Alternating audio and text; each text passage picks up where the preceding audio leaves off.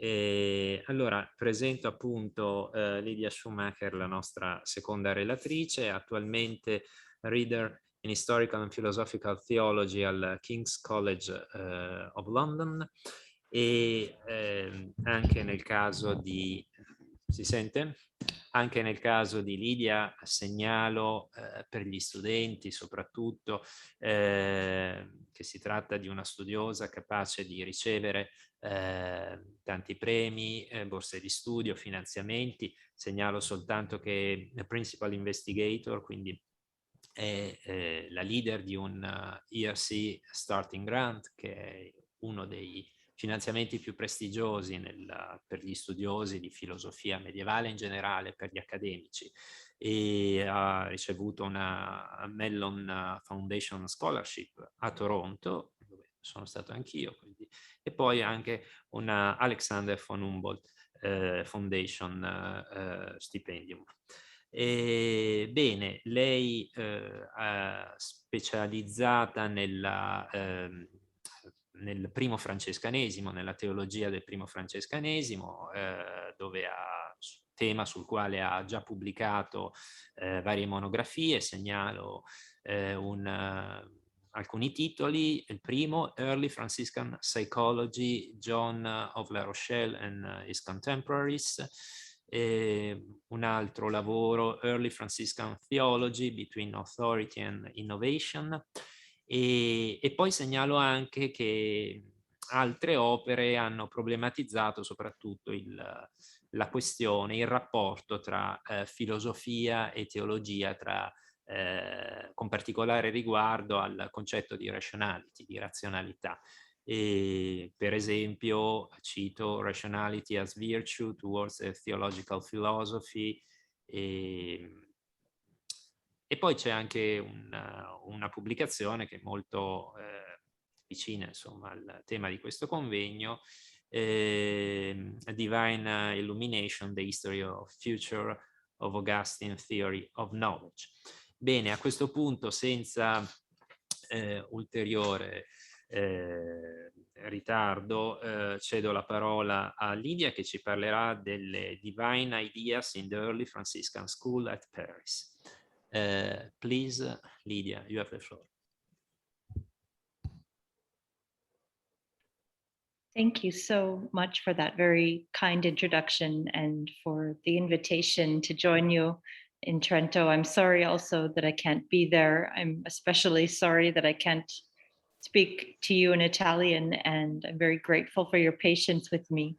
I do have a handout, and I wonder if it, I'm just seeing how I can upload it.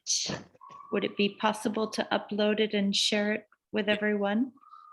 I am also happy to send my paper. Yeah. And I have a kind of probably somewhat bad Italian translation of my paper as well, if that would be useful to anyone. You already are able to share your documents. Okay. You are already closed. So you first share the document, and then we will send all the stuff by chat, on chat. Okay. I think I'm using my husband's computer because mine broke. Ce lo possiamo mandare. And vabbè, ma l'handout ce l'abbiamo. I can email it again to Irene, or maybe. Yeah. Okay. Yeah. Sorry okay. about this.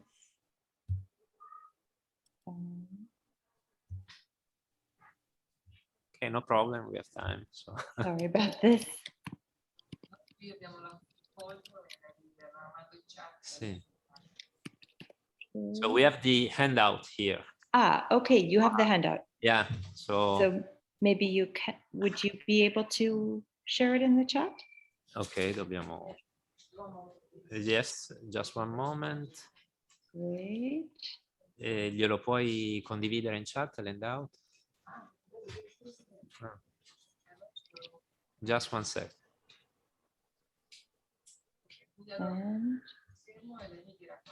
Va bene. No, fai tu, dai, perché qui non controllo nulla. Eccolo qui. Ah, no, questo è l'altro. I sent also the paper by Ah, ho capito. email Vuoi... to Irene just now.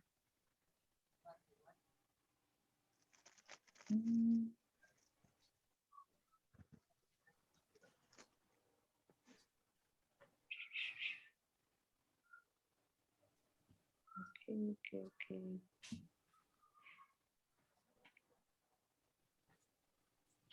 Just one moment. They are coming. I can perhaps begin if that would be a good idea. And when the Okay, let's begin, and then in the meantime we will be able to share the handout. Okay. That sounds like a good idea. So again, thank you so much for the wonderful opportunity to be with you, and just let me know. Great. Thank you. Perfect. Perfect. Thank you. And I'll point to these texts throughout the talk. So the doctrine of divine ideas, particularly as it was presented by early Franciscans at Paris, has often been described as one of the hallmarks of the school's Augustinianism. But in my talk today, I'd like to revisit the arguments of some key members of the Franciscan school at different stages in their career. In particular, I'll look at the gloss of Alexander of Hales, which was written between 1221 and 1227, the disputed questions he wrote before he became a friar in 1236, and the Summa Hallensis, which he oversaw between 1236 and 45, but whose section on the divine ideas was probably written by his chief collaborator, John of La Rochelle. I'll look also at how the Summa's account was elaborated by Odo Regaldus in his sentences commentary, which also dates before 1245, considering next how Odo moved on in his later disputed questions, which date between 1245 1248, to a position more similar to the one Alexander originally defended in his gloss. In light of the content of the debates and the variety of positions presented, I'll briefly revisit at the end the question of the school's relationship to Augustine. In an important article on the divine ideas in Alexander of Hales, Odo Regaldus, and Richard Rufus of Cornwall, which has been an important source for my own paper, Rega Wood points out that Alexander affirms the existence of many divine ideas in his gloss on Lombard sentences. To reconcile this claim with the unity of God, Alexander distinguishes between the wisdom of God, the rationes or reasons for things, and the divine ideas, which correspond, in his view, to the efficient, final, and formal causes of things. As the causes are ultimately one cause, Alexander concludes that the wisdom, reasons, and ideas in God differ only in name and not what they refer to. That's text 1. In this regard, Alexander elaborates that the wisdom of God relates to his status as a single knower, and therefore it is entirely one. But the divine ideas relate to the objects of his knowledge, which are many. Thus, the ideas themselves are fundamentally many. As Augustine had argued in his Dei Days, which was mentioned yesterday by Professor Catavano, so Alexander affirms that the idea for a horse cannot be the same as for a man, also mentioned by Magdalena. Rather, individual things are created in accord with ideas unique to them, which must be thought to exist nowhere but in the very mind of the creator. Quote from Augustine. Likewise, the reasons or accounts of things are many because everything has its own proper end or purpose, which Alexander describes as the medium between the divine idea and its instantiation. That's the text 2. In illustrating how the many divine ideas relate to God without compromising his unity, Alexander invokes an example from Pseudo Dionysius, which had a long history in the Aristotelian commentary tradition. He observes that a point which serves as the terminus for many lines remains one, even though it is the principle of all those lines, which it virtually encompasses. In much the same way, Alexander affirms, the wisdom of God is one, even though it can be expressed through many reasons. And that's text 3. As Ravenwood has already observed, Alexander changes his position on the divine ideas in his disputed questions dated from before he became a friar. He does this in the context of addressing a question which was earlier posed in distinction 37 of the first book of Lombard Sentences, which considers the being of God in things. In treating this question, Alexander cites the distinction which he now draws between the reasons which pertain to final causality, ideas which are formal causes, and exemplars, which are that in the likeness of which things are made and which therefore serve as the efficient or divine causes of things. By contrast to the gloss, Alexander here identifies the ideas rather than the reasons as the media between the divine essence and the creatures that are made. On his account, nothing can be a medium in itself, but only in our understanding. On that basis, he claims that the divine ideas have qualities of both the divine being and the creatures that they reflect. On the part of creatures, they are many, but on the part of God, they are one. This is interestingly a claim that Alexander had previously rejected in his gloss, where he insists on the multiplicity of the divine ideas, and that this must be in God himself, rather than derived from creatures, because the temporal cannot be the cause for the eternal. That's text 5. Paradoxically, Alexander avoids contravening that rule in his disputed questions by denying what he had affirmed in the gloss, namely that there are many divine ideas which different creatures directly represent. Now he argues instead that there is just one divine idea, which the diverse creatures indirectly signify, or as he says, con-signify. In this case, the temporal is not the cause of the eternal, precisely because the divine ideas are multiplied through the relationship with creatures rather than through ideas that subsist in God himself. And this is texts 6 and 7. According to Alexander, this is the view that Augustine advocated in De Trinitate 6, 10, 11, when he said that the divine art is full of all rational living things and all things are one in it. In affirming this, interestingly, Alexander uses Augustine to argue for the opposite position he had used Augustine's Dei Deus to argue for in the gloss. This pattern of using Augustine to argue for opposite positions is one I've found frequently in Alexander's writings and also in the Summa Hollensis, which was collaboratively authored. As I've shown elsewhere, Alexander sometimes goes so far as to use the exact same passage from Augustine to argue both for and against the same position. At an initial level, his method of citation, according to which the early Franciscan doctrine of divine ideas is basically Augustinian. I'll come back to that point later in my paper, but for now, I just would like to move on to the Summa Hollensis itself.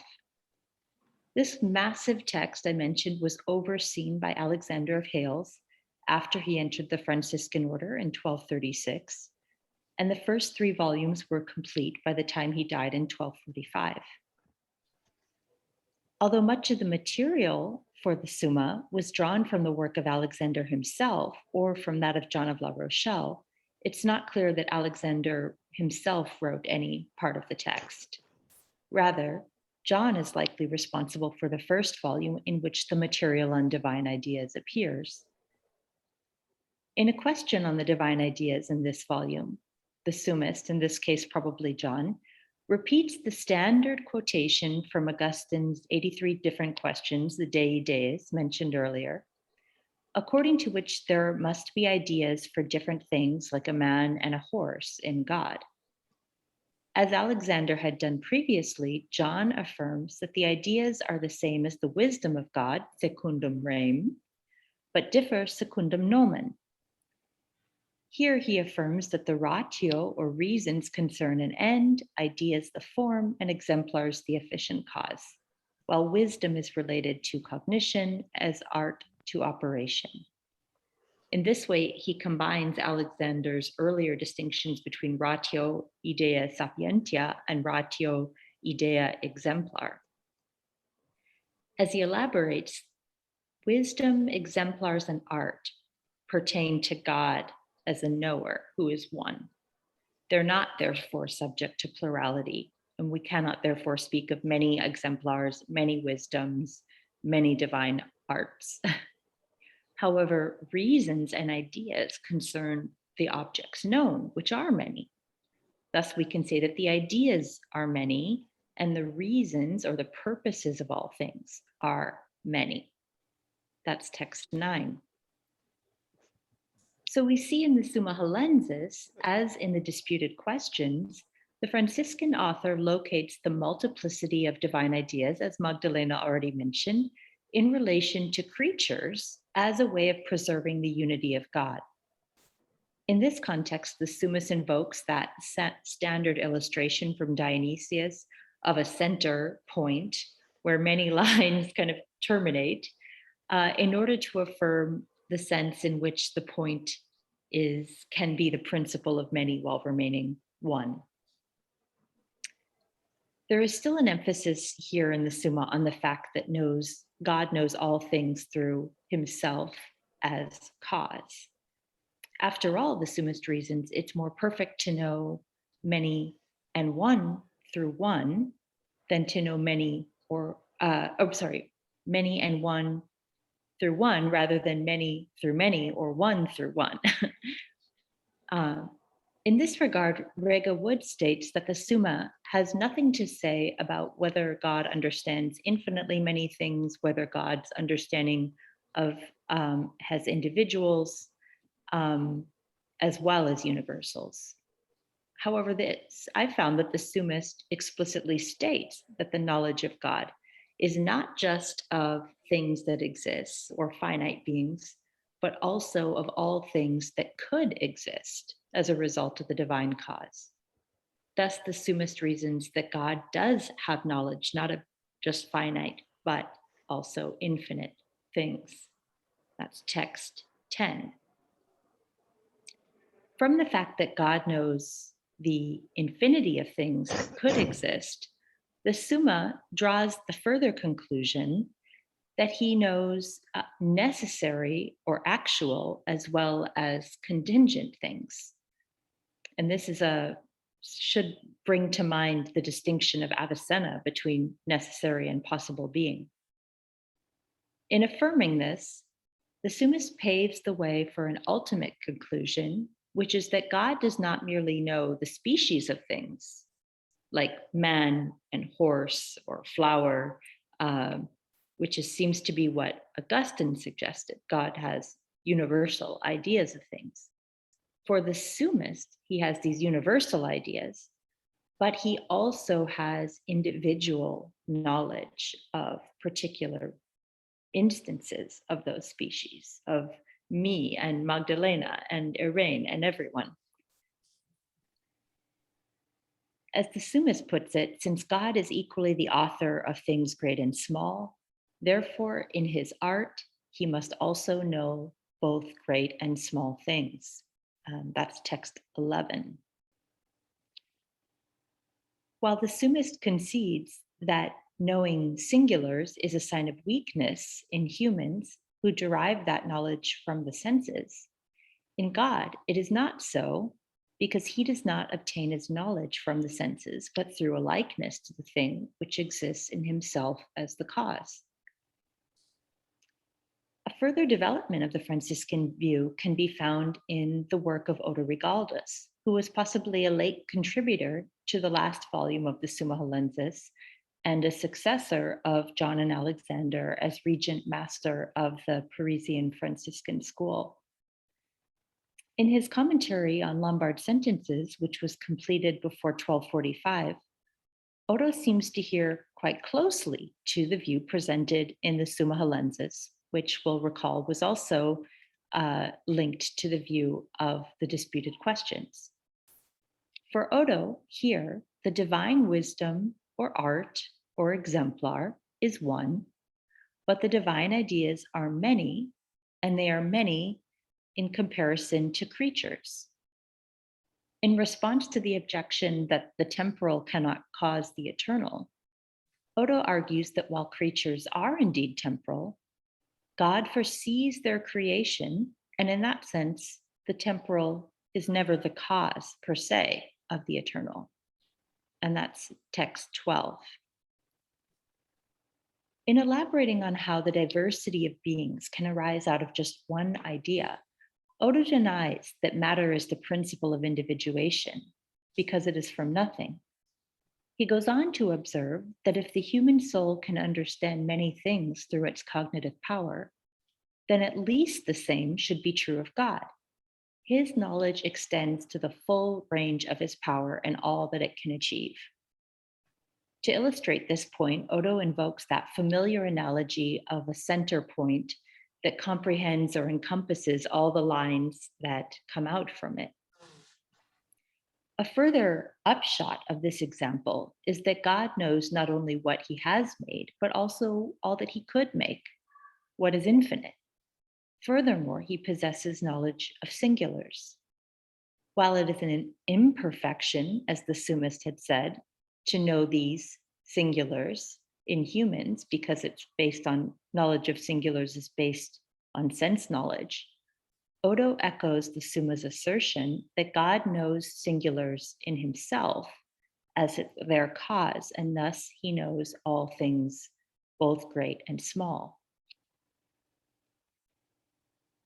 In his disputed questions, which are probably dated to around 1245 to 1248, and these have been edited by Leonardo Cilio, whose edition I used along with another edition produced by Rega Wood, a more partial edition. Odo affirms once again that there can be no plurality in a God who is absolutely simple. Yet there's a marked shift in his position, for he now insists that the reasons or ideas of God can be described as plural, not on the part of God himself, who is signified by them, but on the part of the mode of signification by which we, or indeed he, perceives those ideas in relation to himself. And that's text 13. As Odo elaborates, for God to be the exemplar of things is nothing more than to say that he knows what things he is able to produce and how they are produced.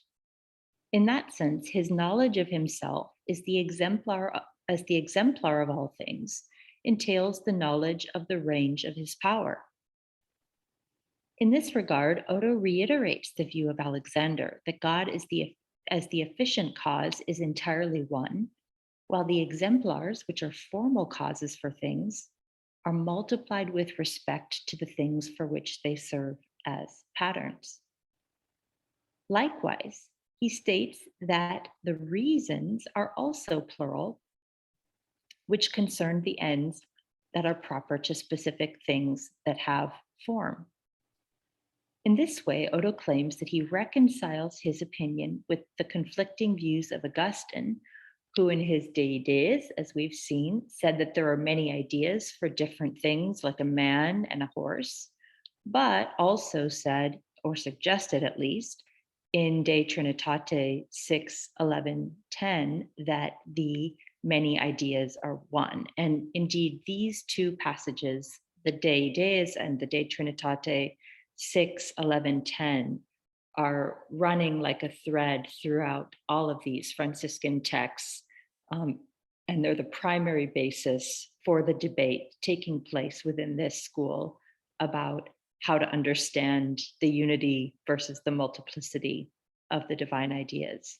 That's quite interesting if we think about all of the texts that Giovanni presented to us yesterday, which they might possibly have drawn on, that they emphasize so strongly these two particular passages, not to the total exclusion of the others, but they are continually engaging with these as their set texts, if you want, or their proof texts in the early Franciscan school. The reason why Odo, in his own disputed questions, thinks it's now extremely important to distinguish ideas within God himself is that it's necessary, in Odo's view, to accounting for God's ability to create and know many different things as distinct from one another. Odo doesn't think that God would be able to do this if his own idea is simply one. As in his earlier commentary, he disagrees with those who suggest that matter can serve as the principle of individuation, since it is effectively a block of indistinct and confused substance, as he puts it, that is not differentiated unless it is impressed with forms. From this, it follows for Odo that God doesn't simply know all the different things in his universal knowledge, as the Summas thought. Rather, he knows singulars precisely as singulars. In order to make a multitude of people, Odo elaborates, it's necessary for God to have singular reasons for me, for you, for all individual persons and all individual instances of universals. Odo goes so far as to insist that God would be ignorant of the things he creates if he didn't have an idea for each one of them. Furthermore, Odo claims that in addition to knowing the things that do exist, God must know things that do not but could exist. And thus he knows the infinite in his intuition of himself, of course. While Odo had affirmed these things in his earlier commentary, he nonetheless claimed there that the multiplicity of God's ideas was on the part of creatures rather than in God himself. The change in viewpoint is that he now locates the multiplicity in God's own knowledge of the creatures he's able to create. The multiplicity is in God, in other words, which isn't quite too far from what Alexander of Hales had argued in his original presentation of this issue in the gloss. A similar view to Odo's mature view is taken up by Bonaventure, as Regawood briefly suggests in an article. However, I'm going to leave it to Dr. Manzon's expertise to elaborate Bonaventure's position later today. Right now, I simply would like to summarize the various shifts in position we've detected in the different texts examined so far. In his gloss, for instance, which is the earliest text considered here, Alexander of Hales says that God is one, but that the reasons or ideas for things are many. And those ideas are in God rather than in creatures, because otherwise the temporal would be the cause of the eternal. However, the multiplicity of ideas in God does not actually multiply the essence of God, because they differ from him only in name and not in reality. In the disputed questions, Alexander again affirms the unity of God and the multiplicity of the divine ideas for things, but he now insists that the multiplicity arises from creatures rather than from a nominal distinction within God. To avoid the suggestion that the temporal causes the eternal, he claims that creatures do not signify God directly, In his updated position, they only con-signify God, and therefore they don't introduce multiplicity into him.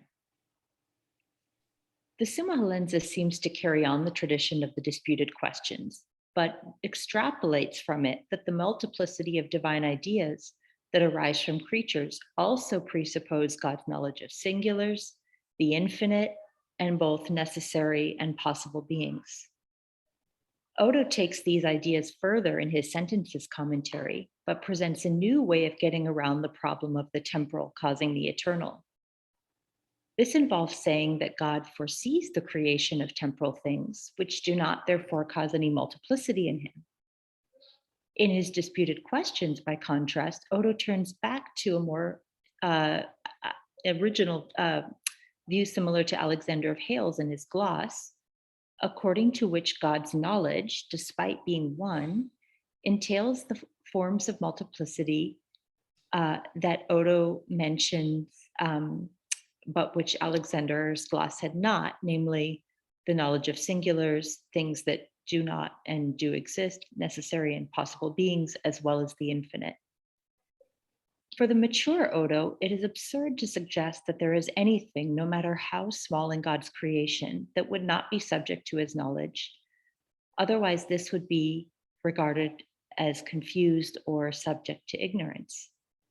Nevertheless, Odo asserts that the specificity and plurality of God's ideas do not compromise his unity, because the ideas, both for him and for us, only multiply the mode by which God is signified and do not diversify him as the object of signification. An outside observer might think that there's not such a drastic difference between the different views presented by these authors and in these different texts. And to some extent, that's true. All of our early Franciscan authors find some way to affirm the unity of God while at the same time arguing that he has many ideas for creatures, which nonetheless do not cause the knowledge of them that God possesses. All of the authors use Augustine and other sources like Pseudo-Dionysius to defend their views. And this itself is quite interesting because those views differ, which brings us back again to the question of how all these different perspectives can be ascribed to Augustine. In answering this question, it's important to take into account that the purpose of citing authorities in the scholastic method was not necessarily to delineate or defend the views of the authorities themselves. The goal instead was to develop and legitimize an author's own position by finding a point of reference for it in the prior Christian tradition. In order to do this, scholastic authors frequently took their proof texts out of context, changing words and phrases in order to produce a kind of soundbite that could mean what they wanted it to mean, or could be used in order to advance their own argument, which was perhaps quite original and not even the view of the sources that were invoked. In this case, my reading of the early Franciscan material on the divine ideas, and this, as I mentioned in my question to Magdalena, would I think take quite a bit more work to bring the doctrine of divine ideas into conversation with other metaphysical doctrines that are presented in the Summa Hallensis. I think if you simply read the text on divine ideas in any of these Franciscan authors as an isolated metaphysical position, it will look like their main source is Augustine. And indeed, their main source in this case, as we have seen, is Augustine, even though they're using him in conflicting ways. But as in the Summa de Bono, but even more so, the Summa Hallensis owes an incredible debt to Avicenna and Avicebron in developing its ideas of the nature of beings, the nature of the divine being, the nature of the relationship between ordinary beings and the divine being. And I suspect that drawing those ideas out and showing the relationship to the doctrine of divine ideas would help us to see much better than we can when we only look at the question of the divine ideas, that there is a debt a metaphysical debt to Avicenna, perhaps even more so than to Augustine. Actually, the key questions that feature in the Franciscan discussion of the divine ideas, especially in the Summa Halensis and Ordo Regaldus, again, concerning necessary and possible beings, things which do and do not exist, singulars, the infinite. These are trademarks, or at least implications, of the adoption of an Avicennian metaphysics, which was foreign to Augustine, and which it is a mistake, in my view, to project back onto Augustine in the way that Etienne Gilson popularized many years ago. Because of his influence, scholars often take for granted that Franciscans are simply Augustinians and neglect the distinctive Avicennian element, and indeed the Franciscan element, and how Avicenna helped to transform rather than merely codify or systematize what it meant to be an Augustinian at the early University of Paris and in the first generation Franciscan school especially. So my hope is that in talking about the doctrine of divine ideas as it developed in this school, I can give a small glimpse or suggestion as to the possibility of those Avicennian sources and inspire some curiosity to investigate their influence in the early Franciscan tradition. And thank you. Thank you. Thank you. Thank you, Lydia, for this interesting paper and your in-depth analysis of all these passages, which are relevant for our discussion. And yes, of course, your paper complements the one of Magdalena. So I think there will be questions. Yes, one from Riccardo Saccenti.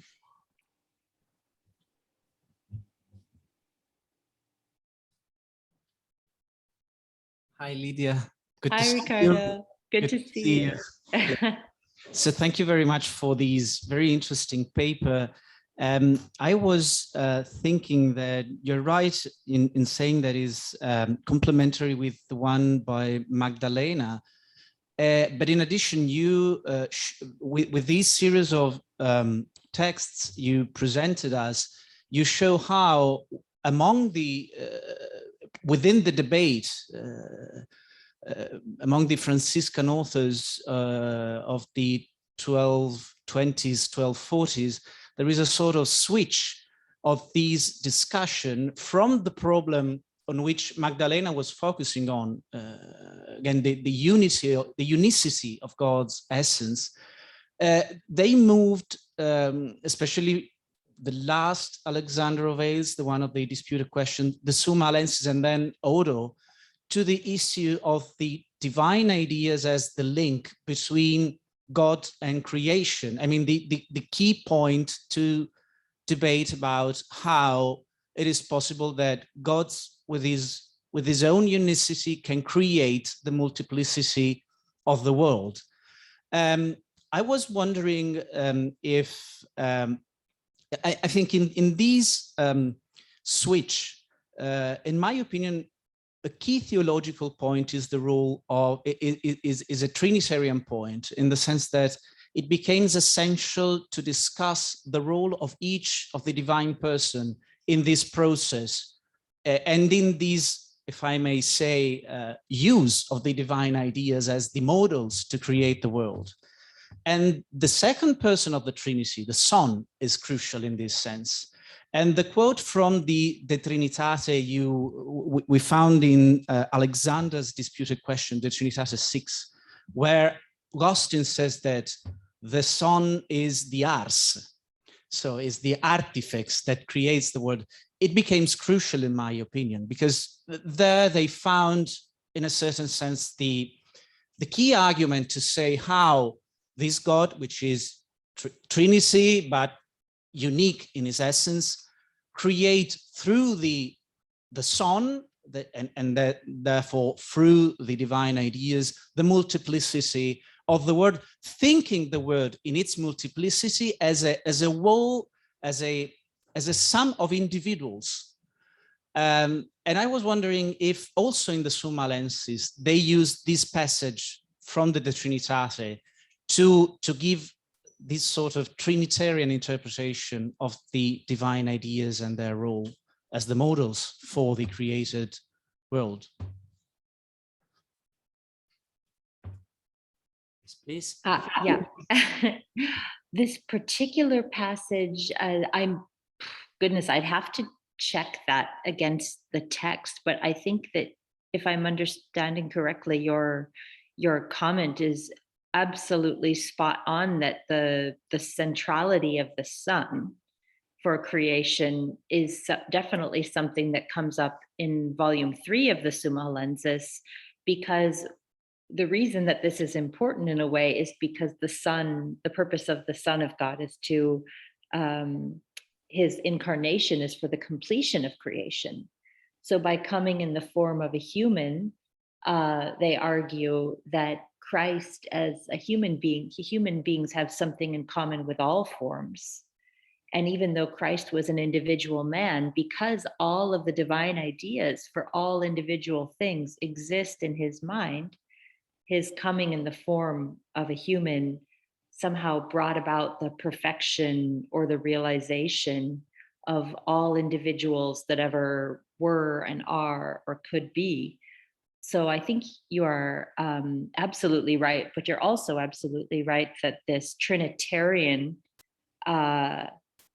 model is running all throughout the Summa Lensis in every context. And you do get this efficient, formal, final, power, knowledge, will, unity, truth, goodness, Father, Son, Spirit. It's always coming back to that. But I would have to look and double check which exactly are the passages of Augustine used to discuss the relationship between God and creatures. I hope you'll forgive me. Yeah. Thank you, Lydia. Thank you so much.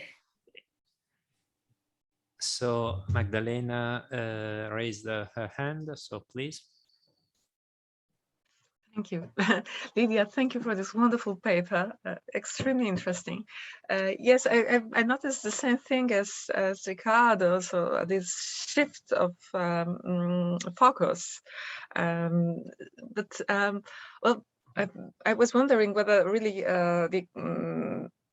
the placing the Son verbum in the center of this discussion is a novelty, because actually all those authors, at least since Peter Lombard, they do that. They say that everything was created in the verbum, through the verbum, and they place the ideas in the verbum, and even if they speak of one idea of the exemplary word, that exemplary word is particular verbum, the second person of the Trinity. But I was wondering, perhaps, as you suggested, this shift of the tension from unicity to plurality was really an influence of the Arabic philosophy, the philosophy of the Ibn Sina. What do you think? Is it possible that there was an impact in this sense? I do think so. I do think it, but that would be where I would say, oh, you have to bring in some of the other doctrines. So the doctrine of divine infinity in the Summa Lensis, and the very fact that they replace simplicity with infinity as the fundamental feature of the divine being, I do think that is part of an Avicennian influence. And this idea that God's mind is sort of populated, not just with all actual beings, necessary beings, as Avicenna would call them, but possible beings, and thus infinite beings. I do think that is an influence. And there's an interesting article by John McGuinness on Avicennian infinity, and how his metaphysics of necessary and possible.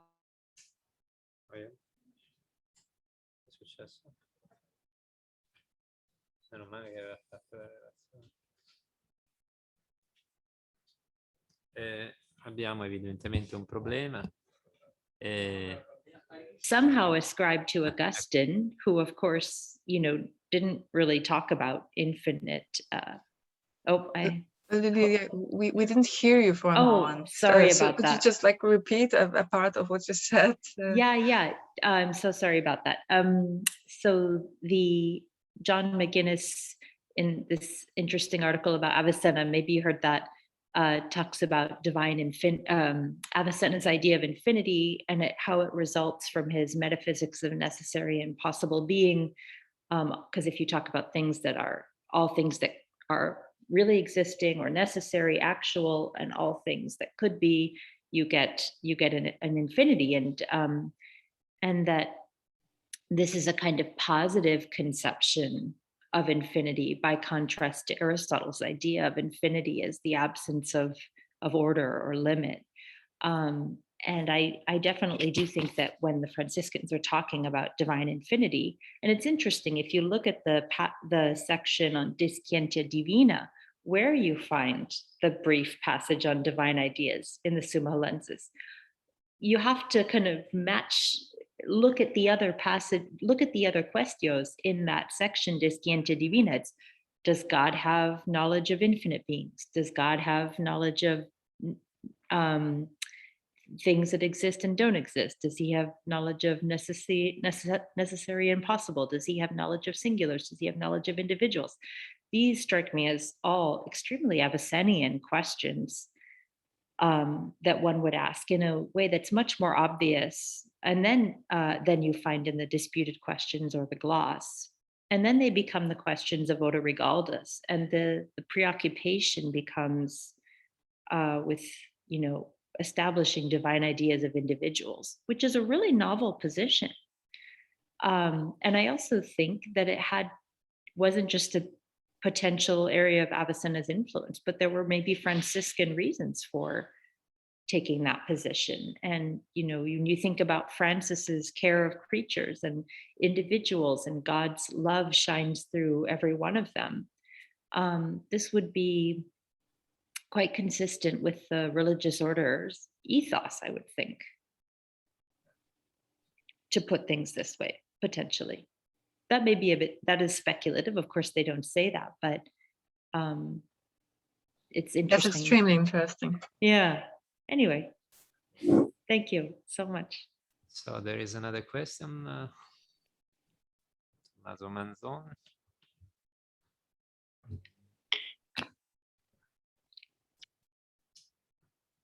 Hi. Well, first of all, very nice to meet you, even if it's not possible to do so in person, but hopefully we'll be able to do so in the future. And thank you so much for your wonderful presentation. I think it was a very precious addition to this conference. And on a more personal note, I'm very happy that King's College London is represented here today.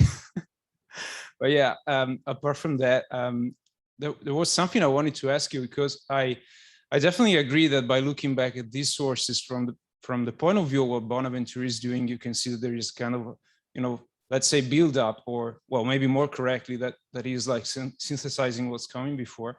But I mean, I still need to connect all the dots, to be honest. So I wanted to ask you to expand on one thing in particular, and that is whether or not you see a connection, and what kind of connection do you see between Bonaventure's doctrine of co-intuition and what's going on in the texts that you explored for us today. Thanks.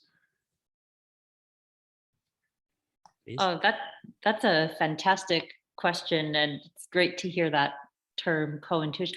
I suspect that this idea of co-intuition, and he uses that in the context of how we know creatures in relation to God, right? Not necessarily in the context of talking about the divine ideas, but I suspect it's really something similar to this idea of consignificatio, consignification, that, in God's mind, there isn't a particular idea, and the idea is on the side of creatures, but there's something, it's as though there's something in creatures that signifies something in God, but sort of only in a partial way, so that the multiplicity remains on the side of the creatures. And that is a kind of very vague, but somehow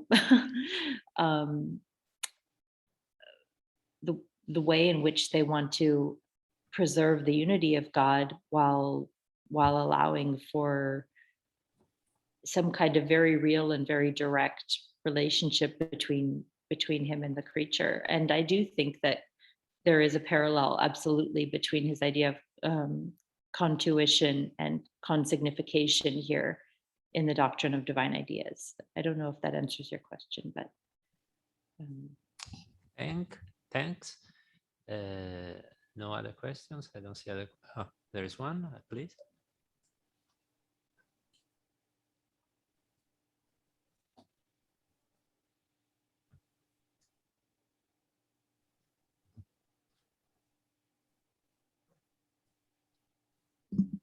My question is, if God has inside himself multiple ideas, does that also mean that he can know the idea of evil?